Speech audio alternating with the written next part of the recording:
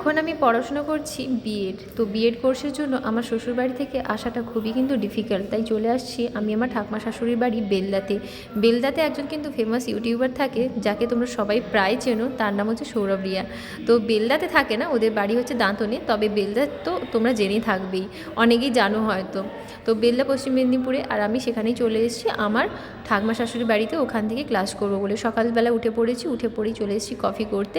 আর দাদুও চা খাবেন, কফি খাবেন, তো সেই জন্য সবার জন্যই করছিলাম। চা কফি খেয়ে নিয়ে এখন বসে পড়েছি আমি এঁচোড় কাটতে। অ্যাকচুয়ালি না, এঁচোড়টা প্রায় শুকিয়ে গেছে, তাই জন্য এঁচোড়টা কাটা হচ্ছিল না ঠিকঠাক। আর আমি তাই পা দিয়ে চেপে সেটাকে কাটার চেষ্টা করছিলাম, মানে ওটার ছালটা ছাড়ানো যাচ্ছিল না, তাই জন্য খুব কষ্ট হতে আমি ওটাকে পা দিয়ে চেপে ধরে মানে কাটছিলাম।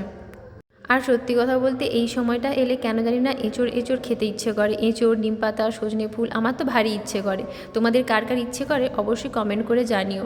আর আমার এই পড়াশোনার সূত্রে আমাকে কিন্তু অনেক জায়গাতেই প্রায় থাকতে হয়, কখনো বাবার বাড়িও যেতে হয় কেশিয়ারিতে, আবার কখনো বেলদাতেও আসতে হয় ঠাকুমা শাশুড়ি বাড়িতে তো ক্লাস করার জন্য। এদিকে আমি তোমাদের সাথে কথা বলতে বলতে কিন্তু আমি আমার সমস্ত রান্নার জোগাড় করে নিয়েছি, যেহেতু ঠাম্মার বাড়ি এসেছি সেহেতু ঠাম্মার বাড়িতে এসে আমি কিন্তু রান্নার জন্য আয়োজন করে ফেলেছি। আজকে রান্নাটা আমি করব বলেছিলাম। তো খাওয়া দাওয়া শেষ করে ঘুম থেকে উঠে পড়েছি, আর এখানে ঘুম থেকে উঠে এত ক্লান্ত লাগছিল, ভালো লাগছিল না, দিয়ে বসছিলাম।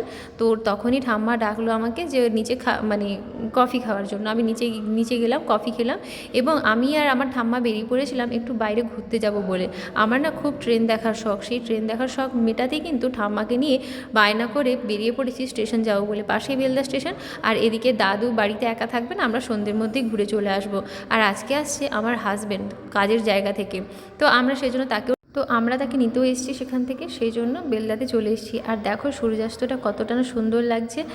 আমার সত্যি কথা বলতে ছোটোবেলা থেকে রেলের প্রতি একটা অবসেশন আলাদাই রয়েছে, যেটা হয়তো তোমাদের সবারই প্রত্যেকেরই হয়তো ভালো লেগে থাকবে বা অনেকেরই হয়তো ভালো লাগে। তবে একটা সত্যি কথা কি জানো, আমার না ট্রেন দেখতেও খুব ভালো লাগে, ট্রেনে চড়তেও খুব ভালো লাগে। আমি অনেক জায়গায় ঘুরতেও গেছি, তাও যেন কোনোভাবে এই নেশা কাটতে চায় না, যতই হোক ইন্ডিয়ান রেলওয়ে বলে কথা।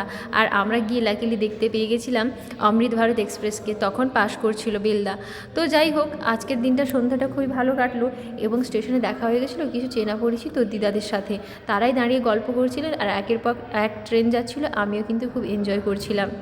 আজকের ব্লগটা তোমাদের কেমন লাগলো অবশ্যই কমেন্ট করে জানিও, আর আজকের জন্য টাটা।